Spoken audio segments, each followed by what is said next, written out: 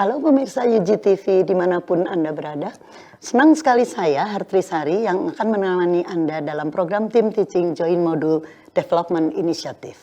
Pada episode kali ini tema yang dibahas yaitu Data Analytics and AI in Sustainable Agroindustry 4.0. Selanjutnya saya akan memperkenalkan dan menyapa para pengisi acara. Yang pertama adalah Profesor Dr. Insinyur Taufik Jatna MSI, dosen pengampu. Selamat. Ya. Kemudian yang kedua Dr. Renat Afinanta MT, dosen pengampu juga. Dan Dr. Insinyur Elisa Anggraini STP MSc juga sebagai dosen pengampu.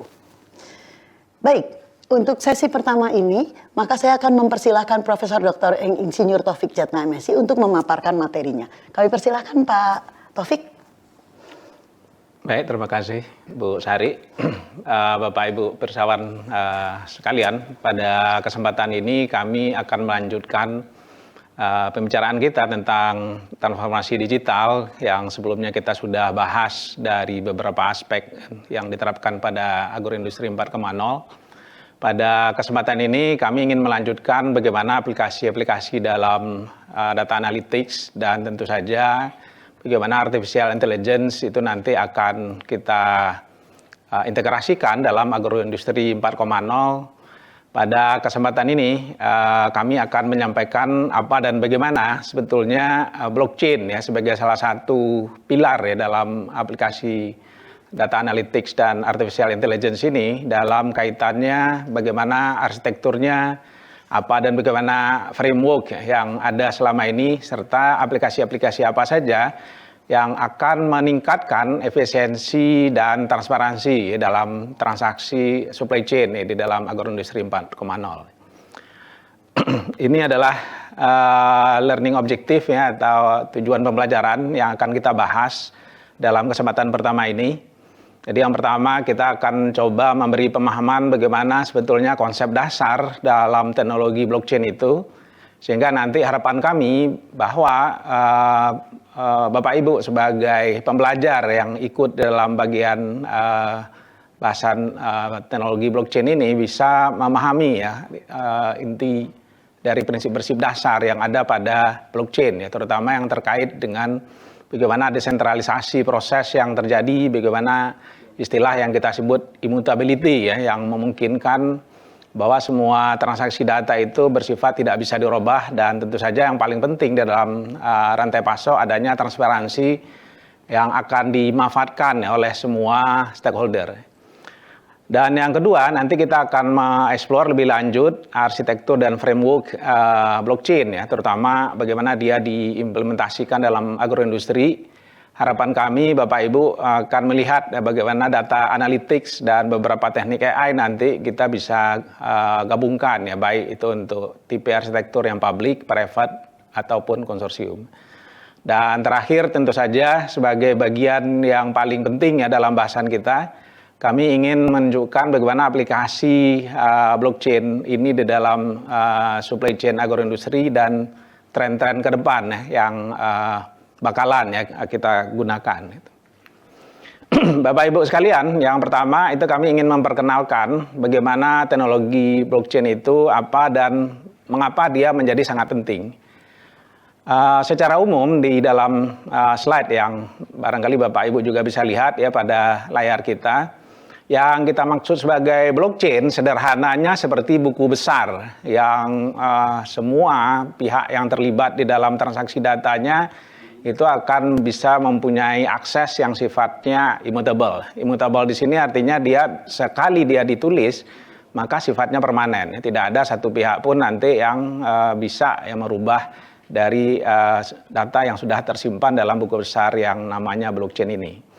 Salah satu hal yang perlu ditekankan dalam blockchain ini adalah bahwa permasalahan transparansi dan trust itu akan menjadi fokus. Kenapa dia merubah sama sekali transaksi data tradisional selama ini menjadi sesuatu yang akan secara terbuka ya bisa dilihat oleh semua pihak ya. Jadi misalkan kita nanti akan bisa mengurangi ya mungkin ya hampir 100% adanya fraud ya atau kecurangan yang terjadi dalam rantai pasok pangan misalkan ya. Nah, inilah nanti yang akan menjadi solusi di dalam blockchain ya, sehingga harapan kita transparansi ini menjadi salah satu yang bisa kita gandengkan dengan traceability yang ada di dalam blockchain-nya dan adanya saling kepercayaan ya, mutual trust itu di antara semua pemain yang ada dalam rantai pasok. Nah, begitulah nanti relevansinya kita harapkan akan mengubah sama sekali landscape proses yang terjadi dalam keseluruhan industri ya, khususnya dalam industri pertanian atau agroindustri misalkan ya, sehingga transformasi ini akan bisa kita lihat dan menjadi sistem yang memang betul-betul digerakkan oleh transaksi data saja. Bapak Ibu sekalian, ini ada beberapa contoh seperti tadi yang saya sampaikan ya, bagaimana blockchain nanti akan mengurangi sama sekali proses pencampuran misalkan ya, atau mislabeling yang ada di dalam rantai pasok pangan misalkan ya, sehingga kedepannya tentu saja ini akan menarik ya kalau kita lihat bahwa keengganan ya bagi pengguna melihat penggunaan teknologi baru ini akan menjadi lebih mudah ya untuk diterima kedepannya. Bapak Ibu sekalian, tentu saja pertanyaan selanjutnya adalah apa dan bagaimana sebetulnya prinsip-prinsip yang harus kita pahami di dalam transaksi yang dijalankan dalam blockchain. Bapak Ibu sekalian, ada 3 prinsip dasar itu yang kita sebut di sini. Yang pertama adalah adanya desentralisasi, di mana berbeda dengan transaksi data yang umumnya kita pakai sekarang yang sifatnya terpusat atau sentralisasi. Di dalam blockchain, semua pihak yang terlibat itu akan mendapatkan akses data yang sama gitu untuk setiap poinnya. Dan yang kedua itu adalah immutability, seperti yang tadi kami sampaikan sebelumnya, bahwa transaksi data ini sifatnya tidak bisa dirubah. Dan yang ketiga adalah transparansi, ya, bahwa semua pihak itu secara terbuka itu dapat melihat apa dan bagaimana sebetulnya masing-masing pihak itu sudah memberikan datanya. Nah, inilah yang kita sebut sebagai DNA-nya yang akan menjadi dasar ya bagi kita untuk melihat prinsip-prinsip di dalam blockchain. Bapak Ibu sekalian, itu sekali lagi itu kami ingin melihat ya kasus-kasus apa saja yang bisa kita manfaatkan ya dengan menggunakan blockchain dengan sifat prinsip yang 3 tadi ya. Jadi misalkan dalam rantai pasok daging kita nanti akan lebih peduli ya dengan bagaimana keamanan ya dari datanya, dan kalau memang itu harus dilakukan recall, maka semua pihak juga mempunyai pemahaman yang sama terhadap proses recall-nya ini. Ada beberapa tantangan ke depan ya, terutama bagaimana kita menjamin bahwa keseimbangan transparansi data ini betul-betul dipahami oleh masing-masing pihak, dan ini merupakan permasalahan yang sensitif ya di dalam transaksi data dalam blockchain. Baik, selanjutnya ada isu penting yang perlu juga kita lihat itu di dalam tipe jaringan data ya di dalam blockchain. Nanti kita akan membaginya dalam 3 bentuk ini, yaitu yang bersifat publik ya, artinya dia tidak harus mempunyai izin ya untuk mengaksesnya dan terbuka untuk siapapun yang terdaftar ya di dalamnya. Jadi misalkan itu Bitcoin yang sangat terkenal sekarang yang mengubah sama sekali ya tatanan keuangan secara global, dan bentuknya misalkan itu dalam jaringan yang kita sebut sebagai framework Ethereum. Yang kedua adalah private blockchain. Ini bersifat mempunyai izin yang bisa dikendalikan oleh satu organisasi ya, yang nanti akan cocok untuk supply chain yang sifatnya itu dilakukan dalam struktur yang lebih tertutup. Dan yang ketiga adalah struktur jaringan yang kita sebut sebagai struktur jaringan konsorsium blockchain, di mana dia harus mempunyai izin yang dikendalikan oleh satu grup organisasi. Nah, ini yang nanti mungkin ya kita dalam waktu dekat juga akan melihat gabungan dari beberapanya yang kita sebut sebagai jaringan yang sifatnya hybrid. Gitu. Jadi cukup banyak ya menurut saya ini contoh-contoh dan kasus yang bisa kita telusuri yang terkait dengan strukturnya ini. Jadi misalkan untuk beberapa industri yang berbasis di transaksi ekonomi secara global ya di bidang agroindustri kopi ya misalkan, itu sudah menerapkan bentuk dari jaringan yang lebih ke konsorsium. Dan tentu saja yang ke depan tantangannya adalah bagaimana interoperability ya dari sekian banyak sistem informasi yang jalan dalam masing-masing sistem ini bisa terpadu satu sama lain. Bapak Ibu sekalian, ini adalah bahasan yang sudah kita bahas itu di dalam jaringannya. Tentu saja ke depan bagaimana blok komponennya ini akan kita bisa pahami dan bagaimana sebetulnya blockchain itu bisa beroperasi. Nanti ini perlu sekali bagi kita untuk memahami bagaimana blok yang membangun ya, yang kita sebut sebagai blockchain itu melakukan transaksi dan apa yang kita sebut sebagai konsensus. Mungkin untuk dari mudahnya nanti kita bisa lihat ya pada slide yang kami sediakan yang Bapak Ibu bisa lihat pada layar. Yang paling menarik menurut saya adalah bahwa di dalam supply chain kita perlu menetapkan apa yang disebut sebagai mekanisme konsensus, di mana ini berupa tata aturan ya atau protokol yang akan memvalidasi semua transaksi dan akan menambahkan blok baru begitu nanti setiap titik itu mengikuti konsensus yang memang disepakati ya. Jadi misalkan kita punya apa yang disebut sebagai proof of work, proof of stake ya atau proof authority, tergantung nanti pada mana tipe dari key komponen yang akan disepakati dalam proses pembentukan blockchain. Dan ini adalah kasus dan contoh yang juga bisa kita lihat ya, terutama yang terkait dengan autentifikasi ya, dari produk organik misalkan yang ada dalam beberapa industri agroindustri yang dimulai dari masing-masing pemain yang bergerak itu di lapangan, di kebun ya, sampai nanti distribusi dan konsumen individu yang akan memanfaatkan produknya. Semua nanti dalam jaringan blockchain artinya akan mengikuti pola mekanisme sebagaimana kita sampaikan tadi dalam bentuk mekanisme konsensusnya. Bapak Ibu sekalian, itulah tadi ya tujuan pembelajaran pertama kita.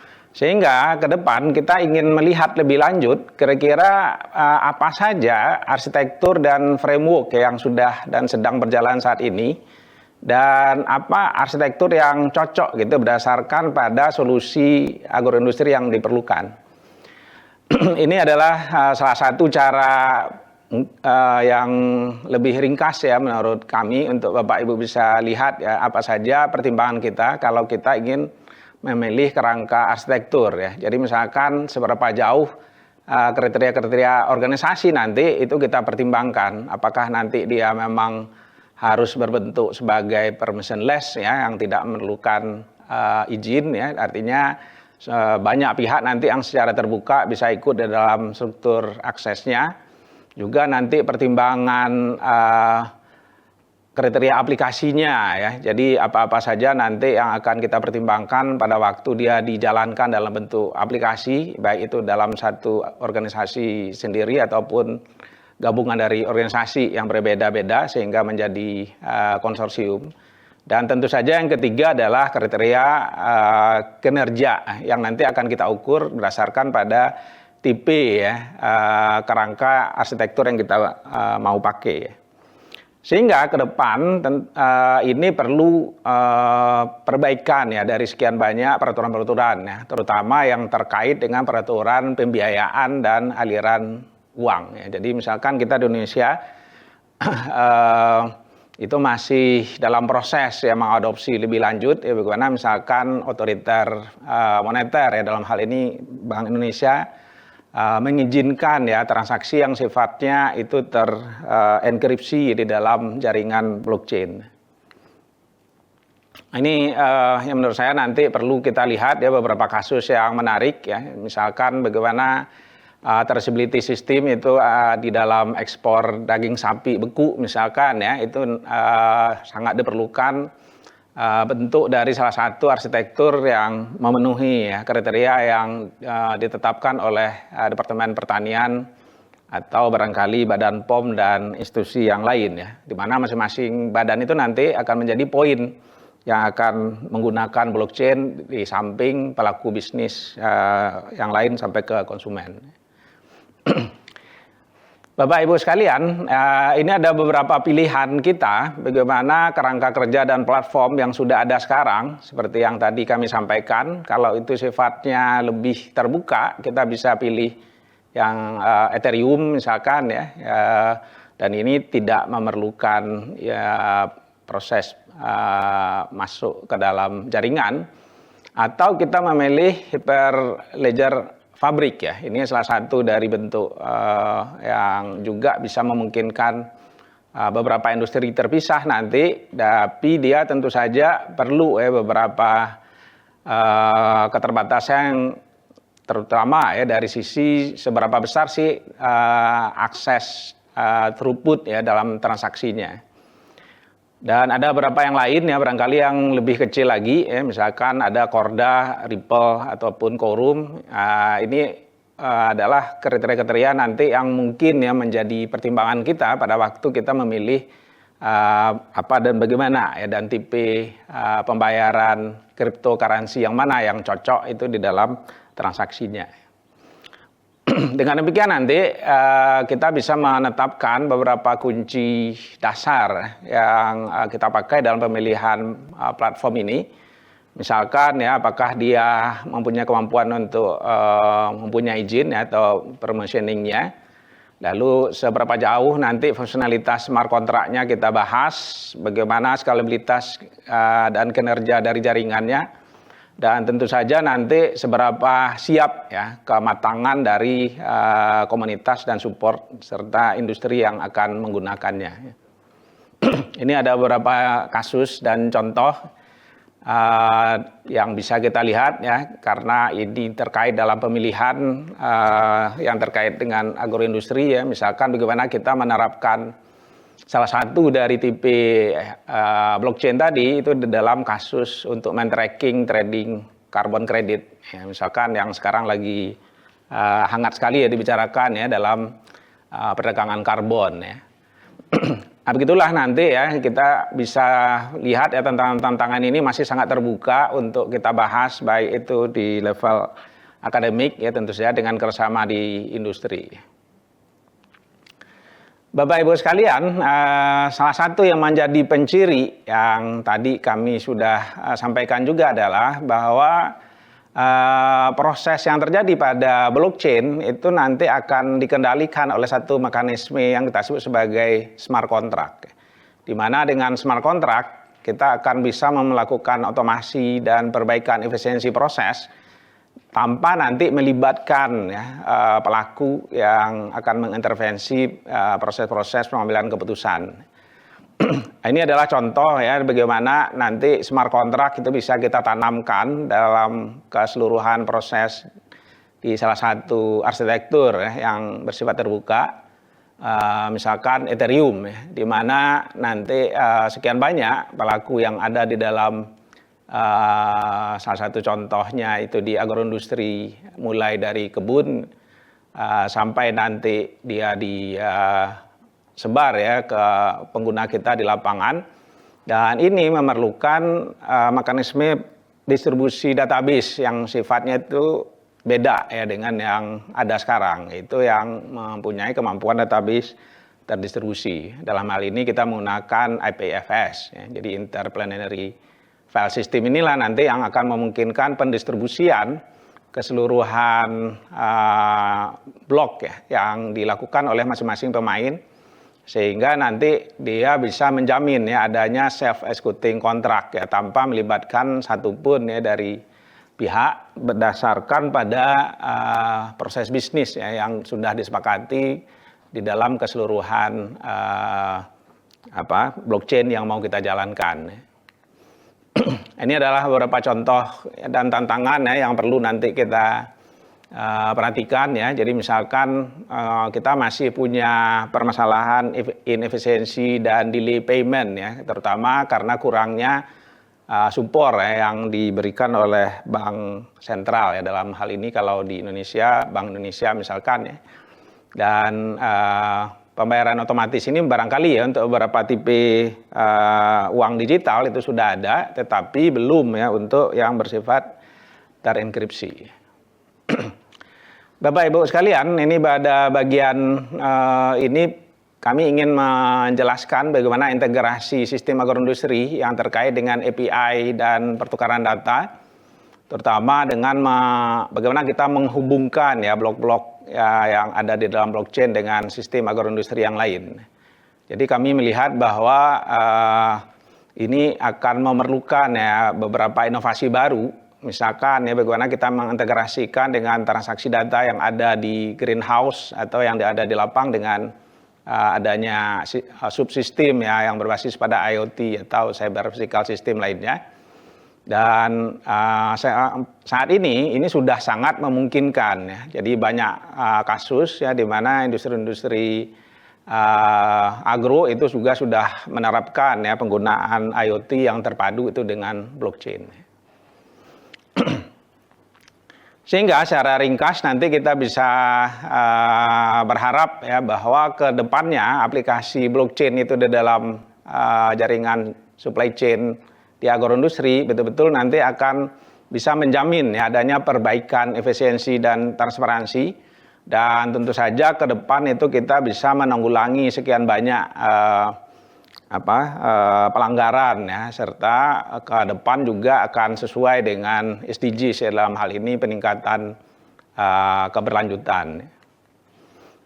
Sehingga tantangannya ke depan adalah bagaimana kita menjamin akurasi data ini dan integrasi secara keseluruhan di dalam sistem, dan khususnya nanti itu akan memperkuat ya poin-poin yang bisa menangkap data misalkan dengan IoT tadi gitu. Bapak Ibu sekalian, sebagaimana tadi kami sampaikan, salah satu ciri yang perlu kita pertimbangkan di dalam blockchain adalah adanya proses enkripsi ya. Nah, dan ini memang menjadi tantangan kita di Indonesia, bagaimana proses pembiayaan dan pembayaran ya di dalam blockchain ini belum sepenuhnya bisa kita lakukan itu dengan mekanisme full terenkripsi ya. Sehingga ini ada beberapa catatan ya yang perlu nanti kita alamatkan ya, bahwa proses ini nanti akan perlu ya regulasi lebih lanjut, sehingga yang tadinya itu mungkin terlalu panjang ya untuk diselesaikan oleh banyak pihak dalam rantai pasok, ini akan bisa lebih diperpendek ya, dengan adanya perubahan regulasi dalam hal ini yang bisa disepakati oleh Bank Indonesia misalkan ya. Jadi tantangan-tantangan itulah nanti yang menurut kami perlu ya kita alamatkan ke depan, dan tentu saja nanti salah satunya itu adalah dengan melakukan proses sertifikasi dan compliance, verifikasi ya, terhadap sustainabilitas dan standar-standar yang berlaku ya. Jadi ini ada beberapa hal yang menurut kami itu menjadi salah satu keuntungan kita untuk memberikan sertifikasi dalam blockchain ini, terutama tentu saja adalah untuk mengurangi ya curangan ya atau penipuan, dan tentu saja juga nanti akan meningkatkan transparansi dan auditabilitas dari proses yang ada dalam blockchain ya, serta menjamin ya adanya proses yang streamline itu untuk keseluruhan produk yang dilibatkan dalam standar ya, yang selama ini barangkali masih terpisah-pisah gitu. Sehingga harapannya ke depan ya dengan penggunaan lebih luas itu blockchain, kita bisa memverifikasi secara lebih fair. Misalkan kalau di Indonesia ya, kita selama ini masih mempunyai pertanyaan ya, apa sih gunanya indikasi geografis? Tapi kalau itu tidak disatukan ya dengan satu teknologi yang menjamin ya bahwa indikasi geografis itu ada gunanya, maka itu menjadi sia-sia ya. Maka peluang kita untuk mengintegrasikannya dengan blockchain ini adalah salah satu jalan keluar gitu. Bapak Ibu sekalian ya, akhirnya itu kita melihat ya bahwa setelah lebih dari 15 tahun terakhir ini teknologi blockchain itu sudah diterapkan pada banyak pihak dan bidang di dalam agroindustri. Ke depan itu ada beberapa yang kami anggap itu sebagai kunci penting yang perlu kita perhatikan. Jadi yang pertama, seperti yang tadi sudah kami sampaikan, perlu integrasi itu dengan IoT dan fasilitas AI serta big data yang sudah lebih terbuka dari sisi infrastruktur. Lalu perlunya nanti kolaborasi ya dengan apa yang kita sebut sebagai centralized autonomous organization, itu di banyak tempat itu sudah ada inisiasi untuk memberikan fasilitas ini, serta diberikannya inisiasi marketplace yang betul-betul berbasiskan blockchain. Sehingga secara keseluruhan semua stakeholder, baik itu petani sampai ke konsumen akhir, itu betul-betul terkoneksi itu di dalam blockchain. Dan tentu saja nanti ke depan kita perlu fokus pada sustainabilitas dan ekonomi sirkular untuk menerapkan blockchain ini secara lebih luas, ya, sehingga tidak ada satu pihak saja yang mungkin ya akan mendapatkan keuntungan besar, tapi beberapa pihak lain itu lebih banyak menanggung pada beban biaya penggunaan teknologinya. Demikianlah paparan kami ya untuk bagian pertama ini, bagaimana kita melihat arsitektur dari blockchain dan apa dan bagaimana sampai nanti dia bisa menghasilkan perbaikan transparansi dan efisiensi dalam agroindustri. Dan tentu saja terakhir tadi kita sudah memberikan poin penting ya, apa-apa saja nanti pengembangan ke depan ya dari teknologi blockchain yang sudah ada sekarang. Terima kasih Bu Sari, saya kembalikan. Baik, terima kasih Prof. Taufik. Jadi kalau kita lihat ya, jadi menarik sekali ini pembicaraan atau pemaparan dari Prof. Taufik ya, menceritakan tentang definisinya, kemudian arsitektur dan frameworknya. Tapi pertanyaannya begini, memang di era digital ini, memang industri ini kan menghadapi tantangan menggunakan teknologi baru, begitu. Ya. Pertanyaan pertamanya gini, apakah sudah siap? Kenapa begitu? Pertanyaannya karena di Indonesia ini industri berbagai level, begitu kan? Ya. Apakah ada syarat organisasi seperti ini nih yang kira-kira bisa langsung masuk menggunakan teknologi digital? Karena untuk ke blockchain ini saya kira mungkin memang memerlukan kesiapan dulu gitu, nggak mungkin langsung masuk begitu ya. Mungkin nanti dari Pak Taufik, kemudian Pak Afi dan Bu Lisa saya juga minta pandangannya. Silakan. Ya, terima kasih Bu Sari. Emang kalau kita lihat tadi ada beberapa keterbatasan yang terkait dengan regulasi pembiayaan ya. Karena di Indonesia itu masih setahu saya sampai hari ini cryptocurrency secara resmi itu belum diizinkan ya beroperasi dengan penuh gitu. Inilah yang nanti menurut saya perlu ada beberapa inovasi, dan sebetulnya beberapa startup sejak lebih 10 tahun lalu itu sudah mulai. Jadi walaupun keterbatasan dari sisi peraturan itu masih menjadi kendala utama ya untuk menggunakan cryptocurrency misalkan, tapi ada jalan keluar gitu. Jadi misalkan kita memberikan token, nah itu yang mungkin lebih panjang jalannya, tetapi itu masih mungkin bisa kita generate. Ya, jadi misalkan kalau kita menggunakan arsitektur yang basisnya di Hyperledger, kita tidak harus ya sepenuhnya itu melakukan proses pembayaran dan pembiayaan atau sejenisnya dalam transaksi kita itu dengan cryptocurrency. Nah, itu juga menjadi jalan keluarnya. Lalu dari pertanyaannya Bu Sari, bagaimana syarat dari industrinya ya, tentu saja ini yang perlu dilihat dulu adalah sejauh mana sebetulnya proses bisnisnya itu sudah memungkinkan ya adanya mekanisme yang menggantikan sekian banyak pekerjaan yang tadi harus dilakukan oleh banyak pihak itu dalam lingkungan digital. Nah, ini yang menurut saya menjadi alasan utamanya. Jadi dengan proses bisnis yang memang sudah harus dirubah, yang compliance ya dengan peraturan atau mekanisme yang kita sepakati itu dalam blockchain, maka ini menjadi mungkin untuk dikerjakan pada level manapun sebetulnya, tidak harus itu yang langsung besar ya. Mungkin untuk industri kecil menengah itu juga sudah bisa mungkin ya kita kerjakan. Baik, terima kasih Pak Taufik. Pak Afi mungkin ada pandangan sedikit tentang pertanyaan yang sama. Ya, terima kasih Bu Sari. Saya kira tadi sudah Pak Taufik sudah memberikan beberapa insight mengenai beberapa jenis organisasi yang bisa melakukan ini. Yang jelas bahwa di blockchain sendiri atau mungkin kita ngomongnya di cryptocurrency ada banyak sebenarnya industri yang sudah menggunakan itu. Memang di industri di agroindustri ini karena ada beberapa yang terbentur di masalah peraturan dan juga sifat organisasinya yang mungkin kurang fleksibel gitu ya. Jadi belum bisa diimplementasikan secara penuh. Tapi saya kira dalam beberapa tahun ke depan, karena tren industri ini semakin booming, dan mungkin nanti kalau kita lihat peraturan pemerintah yang dulunya sangat kaku, tidak boleh sama sekali, sekarang boleh sedikit gitu kan, nanti lama-lama kita akan mendapatkan satu keseimbangan di mana antara peraturan dengan benefit yang bisa kita dapatkan dari teknologi ini bisa tercapai gitu. Jadi saya kira tidak lama lagi bisa kita adopsi secara penuh. Terima kasih Pak Afi. Bu Lisa mungkin singkat. Jadi kalau kita bicara ini teknologi baru, maka biasanya memang ya orang masih bingung untuk memahaminya. Sehingga memang biasanya kalau dari sejarahnya gitu ya, maka regulasi dan penerapan gitu kan, itu agak mundur dari inovasinya berjalan kebutuhannya gitu kan. Ya, sehingga memang akan tadi muncul nanti kesetimbangannya ada di level mana dengan persiapan infrastruktur dan utamanya teknologi ini kan untuk meningkatkan kualitas hidup manusia ya. Sehingga ya tentu membutuhkan perubahan juga pada manusianya. Baik itu yang ada di industri maupun nanti yang di regulasinya dan sebagainya, ada adaptasi yang perlu dilakukan gitu. Baik, terima kasih.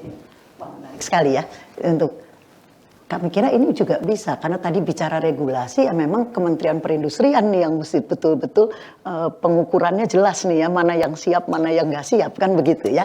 Waduh, tapi kita terkendala juga dengan waktu. Baik, pemirsa UGTV, tadi kita sudah mendengarkan pemaparan dari Prof. Taufik dan kita sudah berdiskusi. Tentunya nanti akan lebih menarik di pembahasan di segmen 2. Maka dari itu jangan kemana-mana, kita akan kembali lagi setelah jeda berikut ini.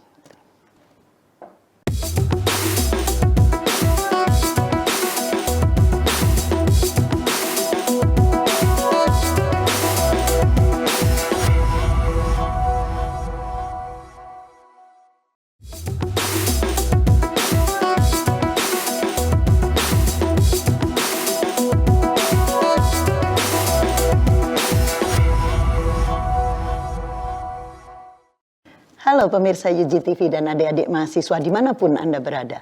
Terima kasih telah setia bersama kami dalam program acara Team Teaching Joint Module Development Initiative dengan tema hari ini yaitu Data Analytic and AI in Sustainable Agroindustry 4.0. Saya tetap memperkenalkan narasumber kami. Yang pertama adalah Prof. Taufik, kemudian Bapak Dr. Afinanta Tarigan, dan Dr. Insinyur Elisa Anggraini dari sebagai dosen pengampu. Untuk seksi kedua ini kami akan mempersilahkan Bapak Afinanta untuk memaparkan presentasinya. Silahkan Pak. Oh ya, terima kasih Prof. Tari. Bapak Ibu sekalian, pemirsa UGTV yang saya hormati, pada kesempatan kali ini kami ingin memberikan satu insight atau materi tentang bagaimana gamification dan simulation itu bisa digunakan sebagai alat untuk melakukan decision making dalam era agroindustri 4.0. Nah, ini sangat menarik karena kita lihat ada game di sini, ada kata game dan juga simulasi yang mungkin nanti agak berbeda dengan apa yang sudah ada sekarang. Nah, kalau kita lihat permasalahannya Bapak Ibu sekalian, bahwa kita menghadapi satu masalah di mana dalam ketahanan dan ketersediaan pangan ini semakin kompleks saya kira, ya kan, cuaca yang selalu berubah, kemudian permintaan yang akan sangat tinggi nantinya, dan pada suatu saat kita akan harus membuat atau mendesain dan mengimplementasikan satu tatanan pertanian dan juga industri pangan yang efisien, gitu, yang optimal, yang mungkin nanti akan berefek kecil untuk lingkungan. Nah, ini challenge ini yang kemudian nanti akan ada di dalam tema agroindustri 4.0 itu, di mana teknologi datang untuk menawarkan solusi-solusi dari permasalahan-permasalahan tadi. Nah, kemudian kalau kita lihat memang kompleksitinya semakin besar. Ini banyak teknologi yang masuk, kemudian nanti ada hubungannya dengan peraturan lagi tentang lingkungan hidup yang mungkin akan ada lagi gitu. Kemudian permasalahan pangan dan juga ketersediaan pupuk misalnya nutrisi yang tinggi dan sebagainya, yang mungkin nanti akan memberikan permasalahan yang baru. Dan kedua adalah uncertainty dan variability. Variabilitasnya akan semakin besar variabelnya, semakin banyak yang harus dipikirkan oleh petani maupun pelaku industri pertanian dan pangan ini. Dan ternyata uncertainty-nya juga semakin besar. Misalnya saya harus improve sehingga ada varietas baru dalam pertanian saya, misalnya seperti itu. Dan kita lihat sekarang bahwa data ini sebagai satu kunci, di mana kalau saya mau melakukan sesuatu tidak berdasarkan insting, harus berdasarkan data. Nah, supaya apa yang saya hasilkan nanti akan optimal, akan efisien, akan menguntungkan, dan efek-efek negatifnya atau implikasi negatifnya akan semakin minimal, gitu, kira-kira seperti itu. Nah, ini berarti harus ada, dan apalagi kalau industri pangan kan ini jarak untuk waktunya besar, gitu. Kalau industri otomotif gitu mungkin setelah didesain 2 bulan, 3 bulan ada prototipe, kemudian langsung bisa kita produksi. Tapi kalau pertanian harus nunggu lama gitu yang saya ketahui seperti itu. Nah, kemudian ya tadi di mana teknologi datang untuk menawarkan solusi-solusi semuanya. Misalnya kita menaruh sensor-sensor, berbagai macam sensor di lahan kita, kemudian bagaimana otomasi itu dilakukan dengan menggunakan metode robotik, penyiraman, pemberian nutrisi yang secara otomatis dan terkontrol, yang kemudian nanti ada konektivitas dengan pusat gitu. Kalau kita ngomongin bukan hanya 1 hektar, 2 hektar, tapi itu udah 50 hektar misalnya, yang kemudian proses otomasi ini mungkin akan memberikan efisiensi. Nah, nanti kita mau juga tentang adanya cloud computing yang akan menggather semua data tadi. Data tadi disimpan dan kita olah dengan menggunakan data analytics, dan akhirnya nanti tadi data driven yang kita lakukan adalah dengan menggunakan decision support system ini, sehingga ya keputusan-keputusan yang akan dilakukan oleh kita nanti akan lebih tepat, lebih efisien, dan meminimalkan risiko. Nah, ceritanya seperti itu, Bapak Ibu sekalian. Nah, kemudian ya DSS tadi adalah ya satu sistem yang memang kita desain, kita buat, di mana data itu bisa kita analisis, kita sintesis, sehingga ada informasi yang komprehensif yang bisa kita dapatkan, sehingga nanti kita akan bisa menentukan sesuatu atau memutuskan sesuatu di dalam segala pekerjaan kita dengan sangat baik sekali dan tepat, gitu kira-kira. Dengan uncertainty yang luas ini, variabel yang sangat banyak, kompleksitas yang sangat besar, tentunya DSS ini akan sangat-sangat membantu. Sebagai contoh, kita sekarang aja mau menuju ke satu tempat, kita menggunakan mapping gitu ya, maps gitu ya, Google Maps atau yang lain. Sangat membantu bagaimana kita harus memproses informasi, jalan, sehingga kita dapat menuju ke tujuan kita. Ini sebenarnya sama. Map itu adalah salah satu bentuk DSS yang paling kecil yang mungkin kita dapatkan. Nah, dalam industri agroindustri ini tentunya ada beberapa decision making yang harus dibuat oleh petani, oleh pemroses dan juga delivery, sehingga bisa mendapatkan hasil yang optimal. DSS sendiri ada yang data driven. Jadi semuanya data yang kita gather, kita kemudian analisis, kemudian kita bentuk dalam bentuk chart, gitu ya, ada grafik, ada grafik garis dan sebagainya, sehingga kemudian kita tahu, oh ini ternyata permasalahannya ada di sini, sehingga saya bisa memutuskan sesuatu. Ada yang bentuknya adalah communication driven, misalnya kita ada dalam satu rapat. Contohnya kalau kita nge-zoom itu ada whiteboard di situ, di mana kita saling bisa coret-coret di situ, dan misalnya ini, kemudian dari situ kita bisa akhirnya mendapatkan satu common understanding, dan kemudian kita bisa memutuskan sesuatu. Ada juga yang mau decision dengan menggunakan agent base misalnya, atau dengan model base. Nah, model base ini kalau kita tahu model itu adalah sebenarnya aproksimasi atau abstraksi dari suatu sistem. Jadi ada suatu sistem secara fisik, kemudian kita buat aproksimasinya. Bisa dalam bentuk fisik misalnya, bisa dalam bentuk matematis, bisa dalam bentuk komputer program, pemrograman di sini. Nah, sehingga elemen-elemen yang ada dalam sistem tadi itu bisa berinteraksi di service, tapi di dalam kita bisa simulasikan dalam bentuk model tadi. Dan itu adalah kunci dari DSS yang kita akan bicarakan dalam hal ini. Nah, ini apa yang disebut dengan gamification? Ya, jadi ada gimmicknya. Gamification-nya adalah bagaimana dalam game industri itu satu game didesain sehingga elemen-elemen desain prinsipal itu kemudian kita gunakan dalam melakukan DSS ini. Kalau kita main game itu kan kita sangat senang gitu ya, sangat senang. Kenapa? Ya ada engagement di dalam. Oh, motivasi saya mau pengen yang cepat duluan, menang poinnya paling banyak gitu. Terus kemudian kadang-kadang di dalam game itu dengan melakukan game yang berulang-ulang, kemudian kita bisa melakukan satu perubahan perilaku. Nah, ini yang kemudian kita bisa masukkan di dalam DSS kita, sehingga kita waktu melakukan pengambilan keputusan itu seakan-akan bermain di sini. Ya, ada engagement, ada motivation, kemudian akhirnya bisa digunakan untuk misalnya melakukan keputusan yang lebih tepat, saya kira seperti itu. Ada proses learning di dalamnya, ada proses rewarding, gitu. Kemudian ada challenge, gitu, ada motivasi dan juga nanti ada achievement yang akan diraih dengan menggunakan gamification ini. Nah, simulasi dalam DSS itu ada.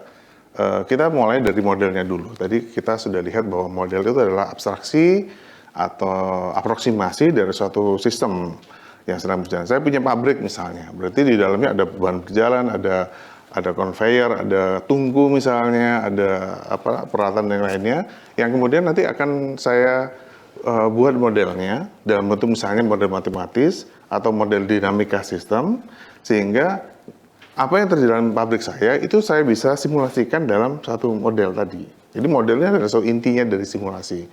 Nah, kemudian model tadi itu karena ini adalah satu model yang bentuknya komputer program, saya bisa main-main dong dengan model tadi. Ya kan, saya bisa rubah parameternya. Ada sekian banyak parameter di dalam, ada variabelnya. Kita berubah.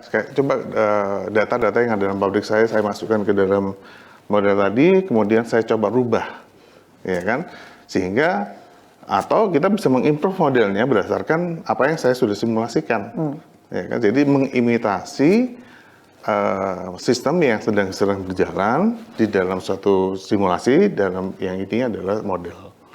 Nah, akhirnya kita bisa lebih mengerti tentang sistem kita dengan mengutak-atik, dengan melakukan game terhadap sistem tadi dalam bentuk simulasi.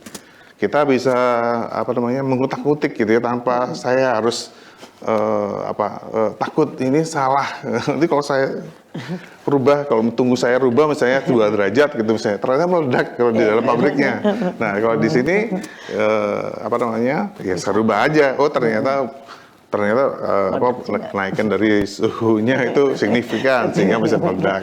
Nah, kira-kira seperti itu. Jadi saya bisa membuat skenario testing dalam simulasi tadi, sehingga risiko yang mungkin terjadi kita bisa assess.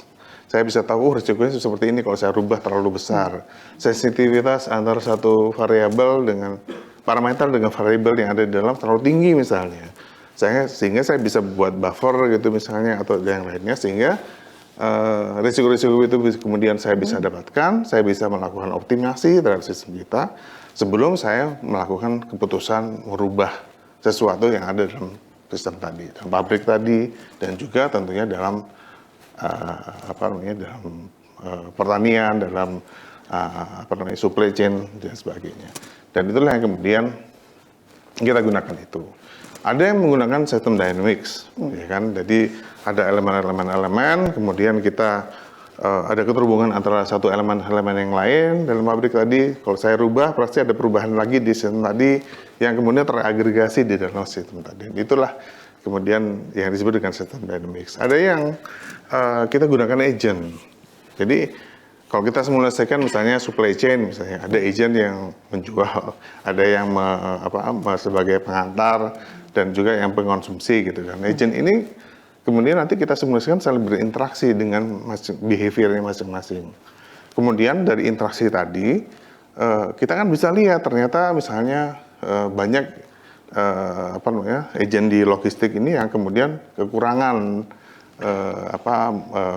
modal atau dan lain sebagainya, sehingga kita tahu oh kalau kita rubah maka terjadi interaksi dan kemudian ternyata terjadi satu yang kita sebut dengan emergent properties. Jadi suatu properti atau suatu karakteristik yang kemudian keluar yang sebelumnya kita tidak tahu itu terjadi, tapi setelah kita simulasikan dengan agent base ini kita bisa tahu.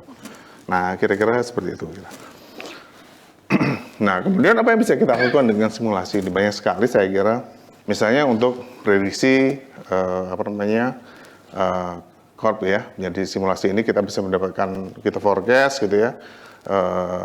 Bagaimana weather cuaca, kemudian kualitas dari dari tanah gitu ya, dan selain sebagainya kita masukkan dan kita bisa melakukan prediksi itu. Kita bisa prediksikan juga resource manajemennya, air gitu ya, kemudian pupuk, dan gimana kita bisa mengoptimalisasi semua resources ini sehingga mendapatkan satu hasil yang baik dengan efisiensi, dengan efisien maksudnya. Ada lagi misalnya dengan farm machinery optimization misalnya, kita optimasi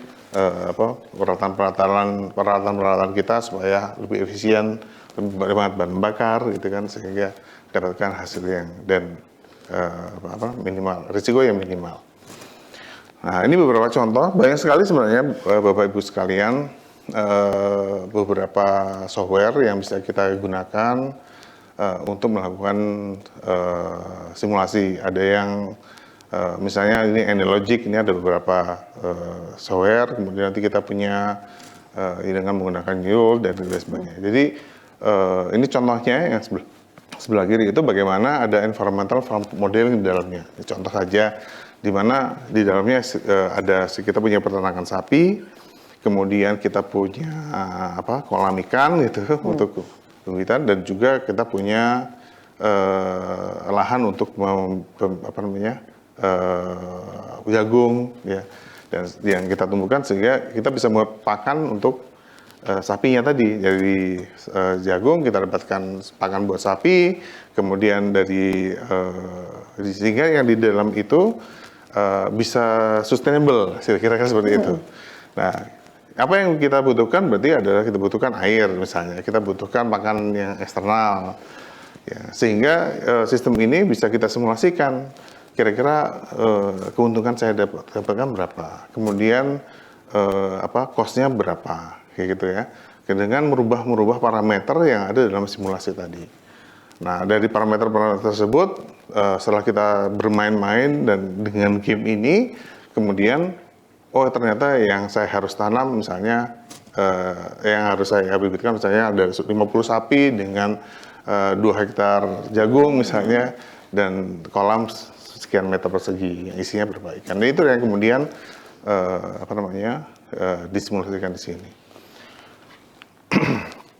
Nah, benefitnya apa? Aplikasinya seperti yang sudah kita terangkan tadi, tentunya ini akan mengimprove decision making. Jadi segala keputusan kita pasti akan lebih tepat, lebih akurat, dengan hasil yang lebih efisien dan optimal gitu. Dan tentunya cost-nya akan semakin kecil ya, dibandingkan kita harus rugi dulu di awal karena kita salah memilih pakan dan sebagainya. Ya, itu bisa kita minimalisir, dan juga kita mendapatkan mitigasi risiko di awal. Kita udah tahu nanti, oh risikonya seperti ini. Kalau saya rubah seperti itu nanti akan menjadi lebih tinggi cost-nya. ataupun korpsnya akan mati dan sebagainya. Itu bisa kita lakukan mitigasi di situ. Yang terakhir adalah scalability. Kalau saya sudah berhasil mensimulasikan dan kita membuat contohnya misalnya dalam satu lahan 2 hektar dengan sekian ratus tanaman gitu misalnya dengan sekian sapi tadi. Kemudian saya mau scalable ini menjadi 20 hektar atau 30 hektar atau 50 hektar dengan sekian banyak sapi dan yang lainnya. Kita bisa lakukan ini dengan menggunakan simulasi. Dari model yang kita improve, karena kita sudah punya modelnya, kita punya prototype dalam tanda kutip, kemudian kita lakukan simulasi sehingga kita dapatkan scalability-nya. Nah, beberapa success story sudah ada, saya kira. Itu ada gamification dari Rush Doctor Apps di Asia itu di mana si farmer itu atau petani bisa melakukan disease detection ya, jadi disease sama 40%. Agrisim di Europe itu bisa reduce mengurangi waste sampai 30% di situ. Ada lagi gamification di farming, nanti mungkin ada yang lain. Itu bisa produktivitas dari pekerjanya bisa ditingkatkan sampai 15%. Ada lagi digital farm itu by John D di mana dia bisa increase atau bisa menaikkan 5-20% produktivitas lahannya dan mereduce penggunaan air dan seperti itu. Nah, kira-kira seperti itu. Jadi Bapak Ibu sekalian, dengan menggunakan gamification dan simulasi ini tentunya akan mengimprove decision making kita sehingga nantinya kita bisa juga memanfaatkan teknologi-teknologi yang lain yang bisa kita gunakan untuk support system kita sehingga kita bisa mendapatkan hasil yang lebih baik lagi daripada yang sekarang ada. Misalnya kita bisa menggunakan AI bisa kita gunakan untuk forecast ya dari sekian banyak variabel dan apa yang sudah terjadi di sistem kita bisa lakukan AI untuk melakukan forecasting. Yang kedua tadi adalah bagaimana kita gabungkan ini dengan IoT dan digital twin. Apa yang terjadi di sistem kita, di lahan kita bisa langsung tahu ya, kemudian dengan menggunakan kita transfer apa yang terjadi dengan menggunakan IoT dan sensor-sensor dan konsep digital twin sehingga dengan real time kita bisa tahu ternyata nanti 5 hari lagi atau 10 hari lagi akan terjadi sesuatu di lahan kita sehingga kita bisa melakukan pencegahan terlebih dahulu misalnya. Dan tentunya nanti akan kita tergabungkan dengan tadi yang sudah Pak Taufik sudah presentasikan dengan blockchain misalnya untuk melakukan secure gamification, ada insentif sehingga akan jauh lebih baik lagi. Nah, kira-kira seperti itu yang bisa kita presentasikan pada hari ini. Begitu, Bu Sari. Baik, nah, terima kasih nih Pak Afi. Baik, pemirsa UTV dan adik-adik mahasiswa sangat menarik ya. Tadi di segmen pertama kita bicara tentang tekniknya, kemudian yang kedua sekarang sudah mulai masuk ke kira-kira dipakai apa nih gitu ya teknologi digital ini. Jadi ini adalah tadi Pak Afi memaparkan bagaimana kita mengambil ada pengambilan keputusan berdasarkan teknologi digital melalui gamifikasi dan dinyatakan dalam model simulasi, kan begitu ya. Nah, tadi saya lihat ada contoh-contohnya yang Pak Afi berikan, ada Asia, Eropa, Amerika dan sebagainya. Itu kan negara, tanda kutip saya nggak tahu Asianya di mana, tetapi Eropa, Amerika negara sudah maju. Kalau kita kaitkan kembali kepada kebijakan tadi di awal Pak Taufik bilang, ini kebijakan nih di Indonesia. Nah sekarang ini gimana nih kalau kita membuat satu game seperti itu, atau katakanlah model-model seperti itu, melalui game gamifikasi dan sebagainya itu, ini kita bicara hak cipta nih Pak, gitu. Nah gimana nih kira-kira gitu ya. Mungkin dari Pak Afi kemudian Bu Lisa dan Pak Taufik. Silakan Pak. Gimana nih kalau di Indonesia nih ya kita bicara mungkin dengan kebijakan larinya. Silakan. Ya kalau mungkin kita hubungkan dengan kebijakan, selama ini kebijakan kita selalu diawali dengan satu hasil dari penelitian terlebih dahulu. Di mana dari hasil penelitian tadi ada prosesnya nih Bu, mungkin 5 tahun, 10 tahun gitu ya, sampai terjadi satu aturan baru gitu yang kemudian kita lakukan. Nah selama 10 tahun ini pasti ada kesenjangan, ada perubahan yang terjadi.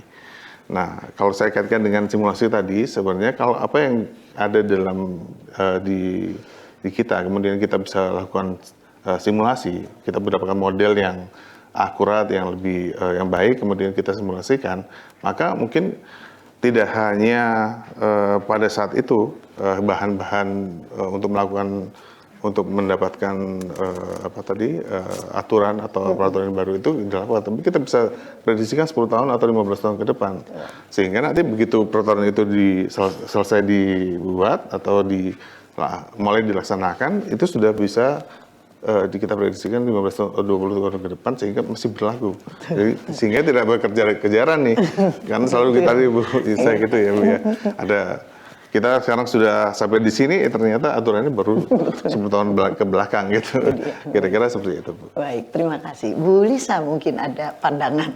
Ya, kalau kekayaan intelektual ya, ini software itu yang paling dalam tanda kutip mudah ya untuk dilanggar kekayaan intelektualnya gitu ya. Nah, tapi ya kembali bahwa itu tidak hanya bisa dari satu sisi peneliti gitu ya, tetapi memang tadi kebijakan penegakan haknya seperti apa, pemeliharaannya seperti apa, dan perlindungannya sih bisa gitu ya. Tapi yang susah kan penegakan ya, gitu kan ya. Kalau ada yang melanggar so what gitu kan.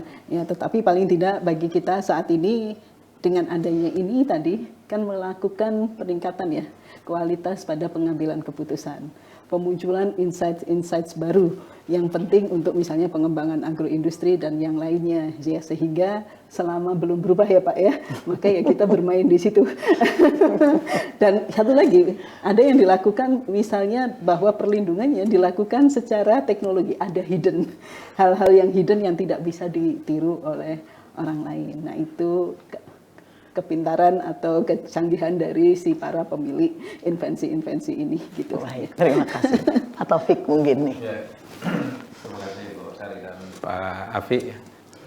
Bagi saya ini satu yang cukup lama ya kemarin dipikirkan ya, apakah ada hubungan nggak antara gamifikasi misalkan dengan game teori gitu ya, atau bagaimana sih sebetulnya RPG yang lagi marak sekarang itu dipakai hampir di semua level umur ya, bisa kita terapkan pada proses pengambilan keputusan. Itu adalah sesuatu yang menarik ya. Tadi Pak Afi sudah address juga dengan cukup jelas ya, bahwa salah satu cara kita untuk menunjukkan ya gamifikasi itu bisa dengan menggunakan sistem dinamik, tapi juga bisa dengan dynamic system.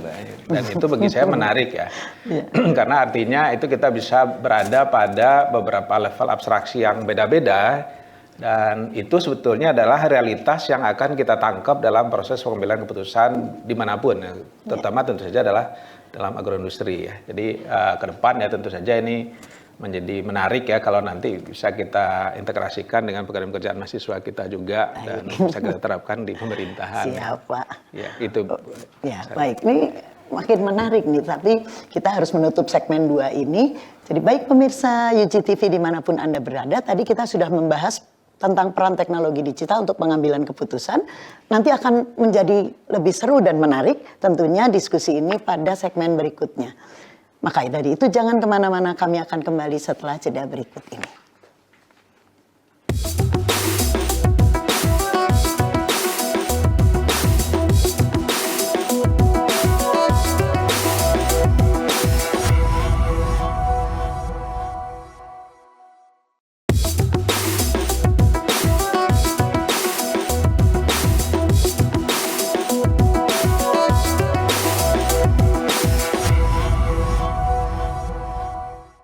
Halo pemirsa UGTV, terima kasih masih setia bersama kami dalam program kesayangan kita, yaitu Tim Teaching Joint Module Development Initiative dengan tema Data Analytics and AI in Sustainable Agroindustry 4.0. Kami tetap memperkenalkan kembali narasumber kami, Prof. Taufik, Dr. Afinanta, dan Dr. Elisa Anggraini. Kita sampai pada segmen ketiga nih, mungkin lebih menarik nih kelihatannya. Silakan Bu Lisa. Materinya dipaparkan terlebih dahulu. Baik, terima kasih Bu Sari, Pak Taufik, Pak Afi, dan juga adik-adik mahasiswa serta Bapak Ibu pemirsa UGTV gitu. Nah, tadi sudah bicara blockchain, bicara gamification dan simulasi gitulah ya.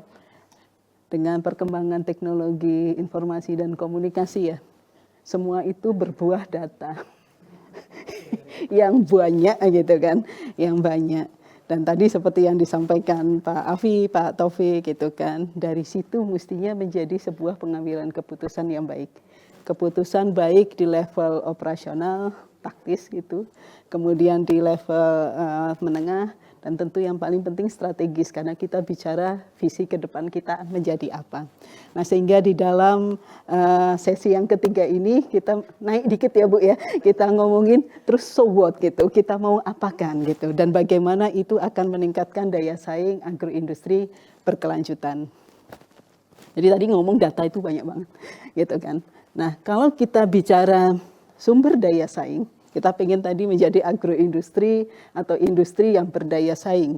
Nah, sumber daya saing itu kalau dari teori resource based view, itu adalah sumber daya yang frio kita nyebutnya. V-nya itu bernilai, kemudian I-nya sulit ditiru, R-nya itu jarang, dan O-nya itu terorganisasi. Nah, data-data tadi gitu kan, itu sebetulnya adalah sumber daya saing yang tadi bernilai, sulit ditiru, dan jarang.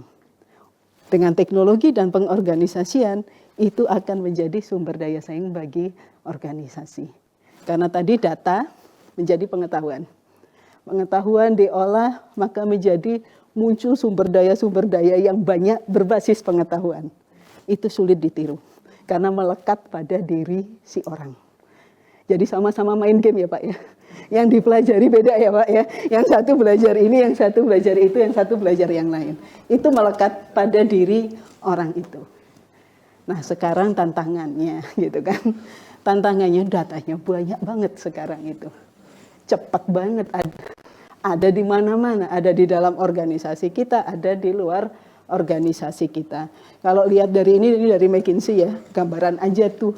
Datanya itu sebanyak itu loh, gitu loh. Super duper banyak gitu. Super duper banyak. Bayangin aja yang blockchain tadi aja lah. Pada setiap tahapan itu, Bapak tadi pakai sensor ya Pak ya. Berapa titik data tuh yang ada di situ untuk yang di capture oleh sistem kita. Terus mau diapain? Nah, inilah kita bicara tentang big data dan data analitik ya, yang tadi sebetulnya sudah banyak diberikan. Dan secara ini, dan itu memang menghasilkan value. Kalau tadi terorganisasi, gitu loh. Kalau enggak emang sulit ditiru gitu kan, datanya gitu kan. Nah itu, sehingga kalau kita bicara dari, nanti kita bicara ini, big data gitu, ada 5V gitu kan. V-nya tadi yang pertama volumenya, kecepatannya, kemudian jenisnya ya. Jenisnya itu macam-macam, ada yang terstruktur, ada yang tidak terstruktur, dan seterusnya. Kemudian juga apa ya namanya, reliability-nya, dan tentu saja value-nya. Sehingga kita bicara, wah kalau ngurusin data kayak gitu, kalau tidak tahu untuk apanya kan menjadi masalah. Udah capek-capek, nggak dapat manfaatnya gitu kan, itu jangan sampai begitu. Nah sehingga kita bicara nanti manfaat, kemudian ada di mana tuh data gitu kan, gimana mengumpulkannya, tadi beberapa sudah dibahas, kita bisa gali lagi gitu kan. Kemudian bagaimana organisasi kita menggunakan data itu untuk meningkatkan daya saing. Nah ini satu skema ya, kasusnya adalah di dalam marketing. Jadi kalau tadi Pak game ya Pak ya, game kemudian kita main tentang apa pembelian, ada produk baru, terus bagaimana kita merespon ya, konsumen merespon hal itu, bagaimana perilakunya, kadang bisa ditangkap juga mimiknya ya Pak ya, dan seterusnya, itu semua sumber data. Tapi tadi seperti yang kita sebut ya, datanya ada yang terstruktur, ada yang tidak struktur, semi terstruktur, dan seterusnya. Tapi data ya Pak ya tadi kan yang Bapak dapat gitu. Nah sayang ya kalau tidak dipakai. Biasanya kita melakukan market analysis, market survey gitu, kita wawancara, kita interview, kita bikin focus group discussion untuk menangkap itu datang. Nah sekarang kalau tadi dengan gamification, data itu ada sebetulnya, bisa ditangkap. Kalau secara dirancang awalnya untuk nangkap itu ya, nah itu dapat ditangkap. Sehingga tadi resources yang secara fisik kita punya ditambah dengan data yang muncul dari misalnya di sini konsumen, bahkan mungkin juga kompetitor kita, ya itu respons kita seperti apa? Kita bisa ignore, ya udah deh biarin aja, pokoknya laporan itu aja yang kita tangkap gitu kan? Atau tadi menjadi sumber creativity kita yang memunculkan insights baru. Karena kalau saya mendefinisikan saya suka dengan definisi kreativitas. Kreativitas itu adalah mengumpulkan titik-titik dengan cara yang baru. Semakin banyak titik yang bisa dikumpulkan, dijahit, maka akan semakin muncul hal-hal yang insights yang mungkin orang lain gak kepikir, gitulah kira-kira. Nah inilah yang nanti menjadi insights dari konsumen atau insights dari data yang lain. Nah, kalau kita bisa menangkap itu, maka sebetulnya memberikan perubahan kepada si manusianya tadi. Dalam arti di situ disebut dynamic capabilities dan adaptive capabilities. Dynamic capabilities itu karena kita tadi mendapatkan banyak pemahaman, insights baru, maka saat kita berjalan berikutnya itu lebih sensitif. Untuk melihat, oh ini penting, oh ini kurang penting, oh yang itu nanti bisa berguna untuk itu. Ya, sehingga dia bisa sense, bisa merasakan bahwa itu adalah sesuatu yang penting untuk organisasi kita, bisa scanning, ada di mana tuh data itu, dan kemudian dia bisa capture dan merekonfigurasi apa yang kita miliki. Itu yang dynamic capabilities. Nah, adaptif itu tadi terhubung dengan yang rekonfigurasi. Kita mau merekonfigurasi. Bagaimana ya kita mengadaptasi kalau terjadi perubahan yang sepertinya polanya akan seperti ini. Nah, itu adaptive capability. Nah, kalau memiliki adaptive capability tadi, maka itulah yang dituangkan. Kalau dalam hal ini marketing ya, P-nya proposisi nilai yang kita tawarkan seperti apa nih gitu kan ya, pada harga yang seperti apa, lewat jalur yang mana dan seterusnya. Kreativitas tadi keluar di situ, visi mereka keluar di situ. Nah itu yang diharapkan menjadi sumber daya saing, karena lebih cepat loh Pak daripada yang lain, karena kita tadi nggak akan sama walaupun datanya sama tadi karena diolah oleh orang-orang yang memiliki dynamic capabilities dan adaptive capabilities yang berbeda, akan menjadi sangat berbeda. Itu yang menjadi sumber daya saing yang sulit untuk ditiru, karena kita mampu mengorganisasi hal tersebut. Nah, bagaimana mengumpulkannya ini tadi yang ngobrol tadi ya. Pada setiap tahapan ya harus tahu di mana sumbernya. Nah, ini yang tadi dynamic capabilities yang pertama, yang kedua ya. Di mana itu kita scanning, ada di mana data itu. Kadang juga ini penting nggak ya untuk di-capture datanya, kan begitu ya Pak ya. Kemudian kalau kita bicara organisasi, maka data itu mungkin ada di kompetitor kita, mungkin ada di kolaborator kita, dan juga kepada konsumen kita, atau bahkan mungkin konsumennya kita, atau konsumennya kompetitor kita.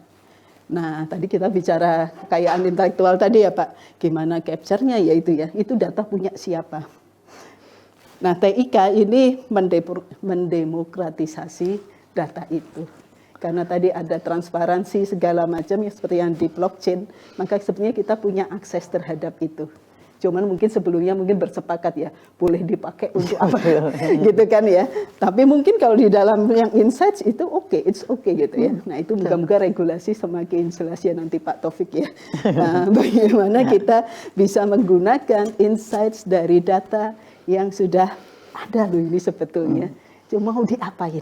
Siapa yang berhak menggunakan? Sejauh mana itu boleh digunakan? Untuk tadi diinternalisasi di masing-masing organisasi. Sehingga secara bersama kita bisa meningkatkan kemampuan kita masing-masing. Nah, ini tipe data ya, contoh ya tadi yang sales volumenya banyak banget contohnya kan, penjualan. Kalau kita lihat, saya kalau beli belanja online itu ya, melihat data yang ada di situ, yang beli banyak ya, sebenarnya berarti ada data dia belinya dari mana, gitulah ya. Kemudian apalagi yang komentar-komentar itu ya Pak. Nah ini kalau disaring kan saya bisa dapat informasi yang sebetulnya sulit saya untuk dapat dengan market survei. Karena market survei mahal, gitu ya. Jadi kadang-kadang ini baru apa enggak gitu. Coba deh kamu cek dulu deh di Shopee, Alibaba, Tokopedia dan sebagainya menyebut platformnya gitu. Apa sih yang diomongin di situ? Karena itulah sebetulnya yang menunjukkan saya tuh kepengen kayak begini, kepengen kayak begitu. Itu yang keinginan yang langsung terucap ya. Tetapi kalau kita bicara data analitik, maka kita juga cari data yang ada tersembunyi di belakangnya. Nah, itulah pentingnya data analitik di sini. Kecepatannya, waduh banyak banget ya kalau kita lihat datanya, variety-nya juga macam. Misalnya kalau di rantai pasok, ya dari mulai penjualan ke konsumen, kemudian inventory kita, mungkin juga logistik tadi dan waktu itu, aduh datanya kok saya nggak bayangin banyak banget gitu kan. Dengan apa ya, kemajuan teknologi untuk menangkap data tersebut. Ya kalau tadi disebutkan peta ya Pak ya, itu kan juga meningkat kualitasnya karena capture data itu kan Pak. Sehingga itu pola-pola baru ditemukan yang kemudian meningkatkan presisi, ya, meningkatkan kualitas dari produk itu sendiri. Nah inilah kalau ditangkap dan diolah, gitu kan? Kalau ditangkap dan diolah. Jadi ini kita bicara tadi ditemukannya di mana. Nah sekarang kita ngomong bagaimana data digunakan. Nah, itu peran business analytics. Kita bisa gunakan datanya langsung, yang paling apa ya namanya, paling terlihat lah. Jadi tampak nyata kayaknya kita butuh data itu deh gitu kan. Tetapi yang perlu kita cari lagi adalah yang namanya insights, sesuatu yang tadi ya melibatkan kreativitas. Ini sama ini penting, polanya apa? Kita nggak bicara korelasi saja, kita sebenarnya juga tidak bicara kausasi ya, tetapi kita mencari pola yang ada di situ untuk memahami kayaknya akan begitu loh. Oleh karenanya memang data ini tadi pendukung ya Pak ya, statusnya ya Pak ya. Karena tetap saja yang memutuskan si manusianya itu, insights-nya itu manusianya. Tetapi si manusia tadi butuh inputan yang ini tadi. Pola-pola tadi itu untuk kemudian diolah dengan pengalaman, dengan apa yang sudah dikumpulkan sejak dahulu ya. Nah inilah yang business analytics menjadi, data analytics menjadi hal yang sangat menarik ya untuk keputusan-keputusan strategis. Dan kalau kita bicara tadi keunggulan daya saing, inilah yang juga sangat sulit untuk ditiru dan menjadi sumber daya saing. Makanya apa namanya yang sekarang lapangan pekerjaan yang sangat hot dan sangat menarik itu kan para data analis itu. Gitulah ya. Dulu juga ada sih, tapi sekarang dengan kemajuan TIK itu maka butuh keahlian dan keterampilan baru gitu, dan itu dicari oleh banyak organisasi. Ya, digunakan untuk apa gitu kan? Tadi misalnya untuk milih ya, wah kayaknya ini yang asik itu deh carrier apalagi logistik ya, penyedia logistik. Tapi kita karena berbasiskan data yang tadi disampaikan oleh Pak Afi gitu kan, sehingga ini harus diatur deh, kalau nggak kayak begini dagingnya sampai sana udah nggak bagus gitu kan. Nah itu bisa real time ya Pak ya sekarang ya. Tapi kalau real time ya berarti tadi datanya banyak, disimpannya juga di mana, itu nanti urus pembahasan infrastruktur gitulah ya. Sehingga kita bicara bagaimana itu kemudian diaplikasikan untuk forecast, untuk manajemen persediaan, kalau itu transportasi atau ke tadi sumber daya manusia. Ini beberapa contoh hal-hal yang mungkin bisa mengulik kita ya. Oh iya betul ya, ini bisa kalau bisa kita tangkap maka bisa kita pelajari. Kita pelajari tadi kita bisa simulasikan. Kalau kita simulasikan kita bisa menggambarkan skenario masa depan yang berbeda. Ya. Nah kira-kira ini yang skenario paling robust gitulah ya. Paling bisa bertahan pada beraneka ragam situasi. Ya. Nah ini contoh-contoh ya pertanyaan yang bisa apa ya namanya mengulik kita lah untuk ya meningkatkan daya saing. Misalnya tadi kita bicara, ya ini kan kita dilakukan dalam media sosial. Betul. Ya. Betul. Kayaknya kadang-kadang saya mikir saya belum baca gitulah ya, kok sudah muncul ya promosi produk baru, kok kayaknya dia baca saya di mana gitu. Nah, dia capture bahwa saya pengen itu dari mana gitu. Bisa jadi dari typing kita, dari kita kalau membaca kan jelas ya, membaca atau melihat video berapa menit itu pasti besoknya sampai besok sih berapa menit berikutnya langsung muncul. Nah, hal-hal yang seperti inilah yang tadi kita dalam arti sebagai sebuah agroindustri menghadapi tantangan untuk menggunakan gitulah ya data yang super duper banyak. Bagaimana kita organisasi data tersebut untuk pengambilan keputusan yang meningkatkan daya saing organisasi. Maka tantangannya ada 5. Yang pertama ya leadership. Tadi bicara Bapak tadi bicara kan apa namanya Pak Afi tadi bicara ya ini harus digunakan untuk pengambilan keputusan, merubah cara dari yang insights dan intuisi dari intuisi menjadi berbasis data gitu. Nah kadang-kadang dulu di organisasi ya pokoknya yang dibayar paling mahal itulah yang kita dengarkan apa namanya keputusannya. Nah di sini tadi mungkin menjadi lebih kolaboratif ya Pak pengambilan keputusannya. Karena ada yang memahami insights data di sana dan di sini sehingga bareng-bareng leader sebagai fasilitator untuk mendapatkan apa yang terbaik gitu dari situ. Kemudian yang kedua adalah manajemen talenta. Tadi membutuhkan perubahan di manajemen talenta. Untuk menjadi kapabilitas dinamis, untuk memiliki kapabilitas adaptif, maka orangnya mau belajar. Nah itu harus kayaknya belajar udah dari kecil ya Pak ya. Tetapi ternyata susah loh itu untuk memiliki keinginan untuk belajar gitu. Teknologi yang menyebabkan teknologi pula lah yang memfasilitasi bagaimana itu bisa terjadi. Tadi dengan yang dilakukan oleh Pak Afi, Pak Taufik dan sebagainya sehingga kita bisa mengambil keputusan. Proses pengambilan keputusan yang seperti apa sih?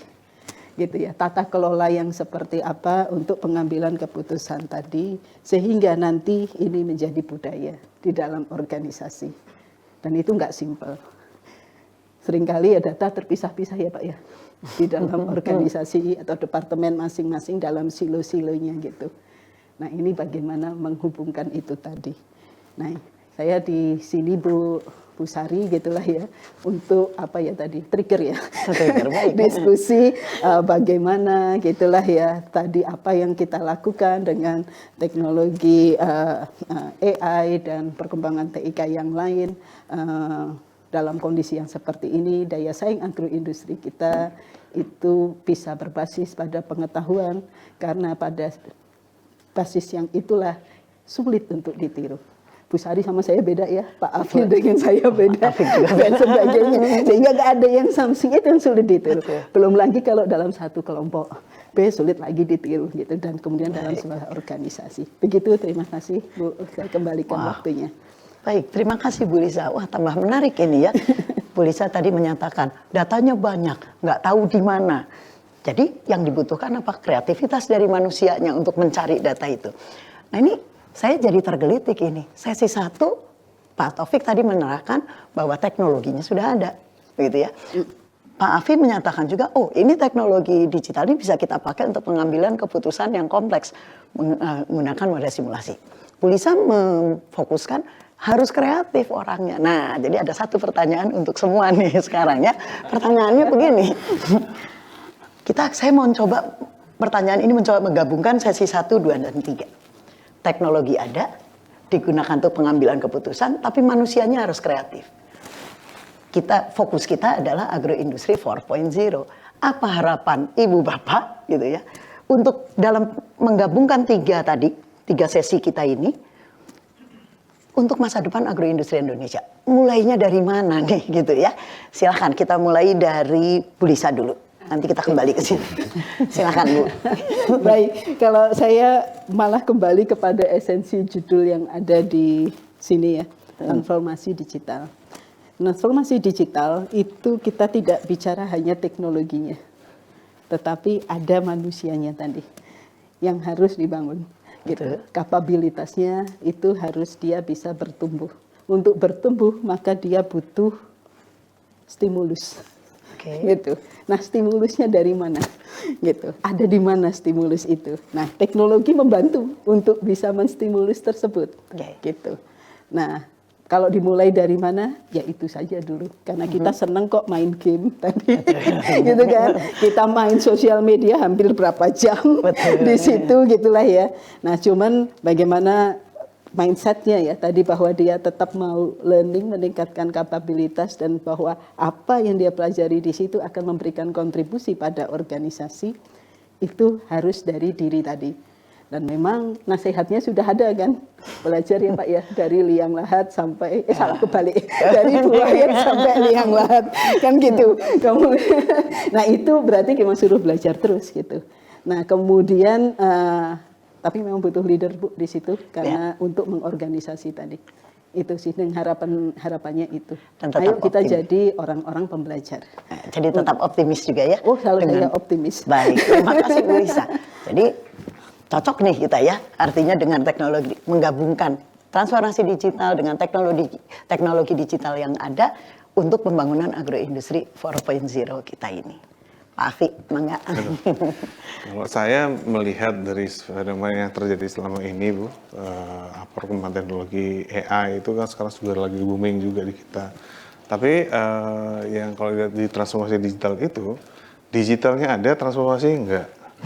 Nah itu yang penting sekali sebenarnya. Jadi kita berbicara transformasi digital, kita lihat teknologi digitalnya ada dan sebagainya, tapi ya untuk bertransformasi dengan teknologi digital ini butuh insight tadi ya, leadership jelas, kemudian dari peraturan yang ada dan juga kecepatannya. Peraturan-peraturan sekarang yang ada sekarang mungkin mulai agak bisa berubah dan fleksibel, tapi tidak secepat dari perkembangan teknologi dan kebutuhan yang ada sekarang. Jadi saya kira bergerak cepat dan kemudian kita bertransformasi mulai dari kita sendiri, mulai dari organisasi kita sampai tentunya ke masyarakat. Saya kira masyarakat sudah bertransformasi digital sekarang, tapi di sarana sosial media gitu. Tapi mudah-mudahan ini bisa juga dibawa ke dalam kehidupan dan juga ternyata di agroindustrinya juga. Saya kira seperti itu. Dan juga mungkin juga kita harus pikirkan bahwa kadang-kadang kita harus tahu di mana itu semua adanya, karena itu kan spread ya kemana-mana. Nah itu tadi, jadi mengumpulkan titik-titik dengan kreativitas, dengan cara yang baru. Mangga Pak Taufik.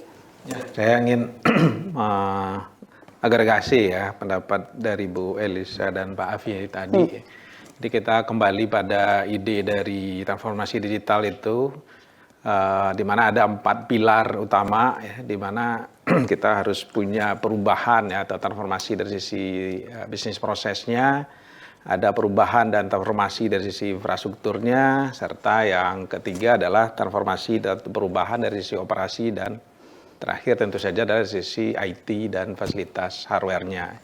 Saya sepakat tadi dengan yang disampaikan Pak Afi ya, bahwa kita hampir tidak punya masalah dari sisi ketersediaan teknologi IT-nya, tetapi bagaimana leadership dan kreativitas untuk 3 hal yang lain itu yang menjadi tantangan kita ya. Jadi contoh bagus menurut saya, bagaimana kami di IPB punya pemimpin yang peduli ya dengan 3 pilar yang pertama tadi, sehingga pilar IT-nya itu lebih mudah. Tentu saja juga yang terjadi di Universitas Gunadarma ya, di mana ada kepemimpinan yang mengarahkan ke sana ya. Jadi 4 pilar itu jalan dan terjadinya transformasi digital itu menjadi satu keniscayaan yang bisa kita nikmati saat ini. Gitu kira-kira. Baik, terima kasih semua para narasumber kita hari ini.